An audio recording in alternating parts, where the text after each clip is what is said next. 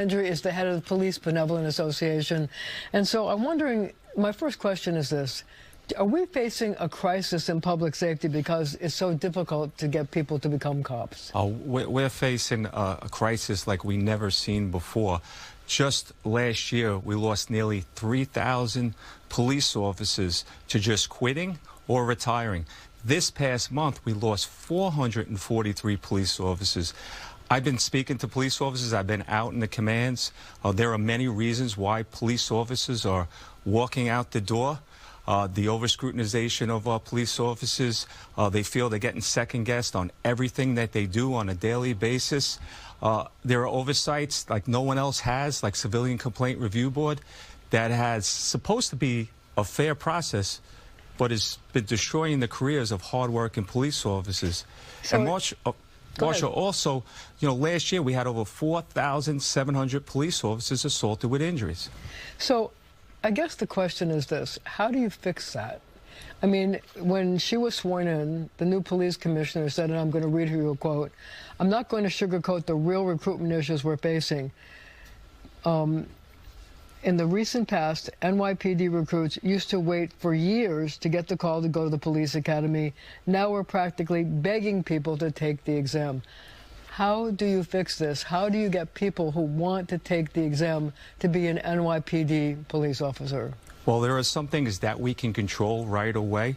What the main issue is with us right now is that we have inferior benefits and pensions to every other police department in this state. Well, how bad is it? I mean, I know that people come to the NYPD and then they're going to suburban police departments because they pay better. But what about the benefits? Everybody always thought that New York City pensions and health benefits were really great. What's happening? No, what's happening is, the places throughout the state, these agencies are coming in here from this state and out of state and recruiting our police officers right from the academy to the 10th year.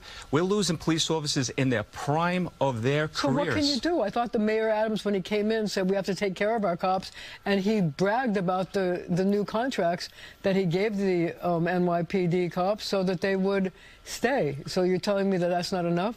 It's not enough because our police officers are leaving out the door every day. We need the help from our elected leaders in Albany and the city to fix what's going on, to put us on equal footing to every other police department in the state. So let's get some numbers. What does a starting police officer get in New York City, and how does it compare to some place like Suffolk County or Westchester or the MTA for that matter? So with those other police departments, it's over the long haul. They have better benefits. They have better salary for the long run. We've made strides. We have a long ways to go. But right now, our members have inferior benefits and pensions to every other police department in the state. So how difficult is it to recruit people to take the job? It's very difficult. They have a pool right now, we believe, is only a few hundred. When I came on the department in 1993, there was a pool of 50,000 that they can choose from. Right now, there is no pool for them to choose from. I looked at some numbers, and what the numbers say is that generally 1 out of every 8 people who apply to the NYPD actually make it to pass the tests and, the physical, the written test, etc. So if that's the case, and the mayor says he wants to hire 1,600 cops this fiscal year, how do you need 13,000 people in the pool in order to get the people you need? Is that a mountain too high to climb? It's a mountain very high to climb. They just put in a class of 1,000, but we just lost close to 1,000 police officers in 2.5 months. So we're getting police officers.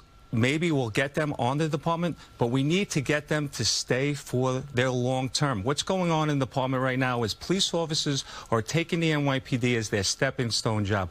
They are not taking it as their lifetime, as their job that they want no more. So here's the question. First of all, let's break it down. Why are so many people retiring now? There are different reasons why police officers are retiring on a daily basis.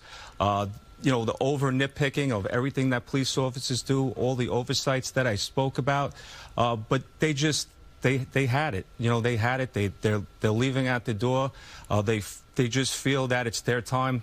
You know, that the department doesn't have much more to offer them right now. Are they leaving after 20 years or before they even reach the time where they can vest? So we got police officers leaving from when they walk in the doors of the police academy all the way to the 10th year, and then obviously retirements also. But they're taking this job as a stepping stone. They're not taking this job as the job, their dream job that they wanted, that they used to. When I came on the job, cops took the NYPD as their dream job. We need to get back to that. We need to change all these issues, and there's one thing that can be fixed in Albany, and we're hoping that it gets fixed in this session. So was it a dream job for you when you decided to come on the job? Absolutely. It was a dream job when I came on, and there's been ups and downs and bumps in the road. But for police officers right now, they're not taking the job as their dream job. So what changed? There's a lot of things that change, but one of the major factors is the inferior benefits compared to everyone else in this state. What about the laws that have been passed by the left-leaning city council over the last several years? Things like the chokehold ban and the how many stops rule. Absolutely, it's contributed to the diaphragm bill, which if you put your knee on the back of the stomach, compresses the diaphragm, you could be arrested for an A misdemeanor. All the different reports that police officers have to do on a daily basis has gotten really hard. There's more and more people in this city than ever before. We're at a lowest level in staffing since 1990. We're down 7,000 police officers from the year 2000. I mean, we can't keep this up for the long haul. And then in precincts right now, where we had new cops that came out, they took those police officers and put them in transit to cover the transit situation going on. Are we going to have to lower our standards? I know there's talk now that they may reduce the amount of college credits that you have to have in order to become a police officer. Right now it's 60 credits, and they might even reduce it to just 30. Is that a good idea, a bad idea? How do you feel about it? Well, there were police officers who came on the department where there was no college credits. But what the issue really is, it doesn't matter what the college credits are, because Suffolk County, Yonkers, they don't have college requirements, but they don't have a recruiting and retention problem. Why not? Because the NYPD, no matter if they change the standards or not, they're not going to be able to recruit unless they change the issues that are going on that I spoke about. Is it a lack of respect for police officers? Is it a feeling that, you know, you come on the job and people could stab you and attack you? Absolutely. Those things are happening on a daily basis. I spoke about how we had 4,700 police officers assaulted last year. Our criminal justice system has been letting us down. Myself and police officers have been going to courthouses, courtrooms across the city, demanding change in our criminal justice system, holding these judges accountable, which we don't believe are following the law.